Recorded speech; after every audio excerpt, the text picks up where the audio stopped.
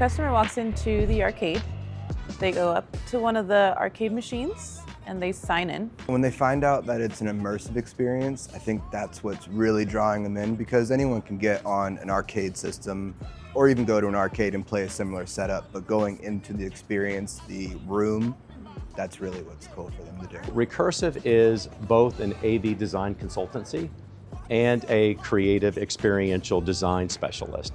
So we're very unique in that regard. There are very few of us out there like that. Everything from ideation, working with the agencies for what's possible in a space, and then really just inventing how that's going to happen. We never have to touch it. The projectors especially, we have to touch the leaf. We have high praise for BenQ specifically, not just because of the way they worked with us successfully in this particular project, but because of the way they support what we're trying to do writ large in the creative market space. I spend my share of time in golf sims. And BenQ is absolutely a leader in that space. Now, I see more BenQ than anything out there, particularly in the residential space. And BenQ is the absolute go-to for that golf sim immersive experience.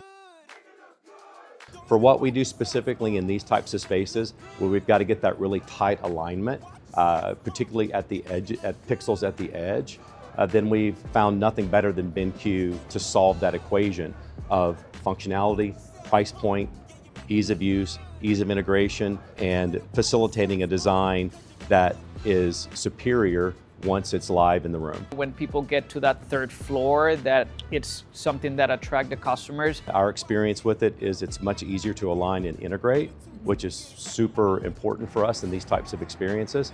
But in all the experiences where we use projectors for immersive and experiential. When people go to a retail store, they're wanting to look around, maybe kill time, maybe buy something, but if they get to do something and not only be free, I think that's what's drawing them in, you know, the arcade or the simulators or any of the other interactive experiences. There's no other way to achieve what we achieved inside the PUMA Arcade other than projection. So we believe that you're going to see increasingly more and more of this type of immersive experience, and projection is going to be a critical part of that expansion.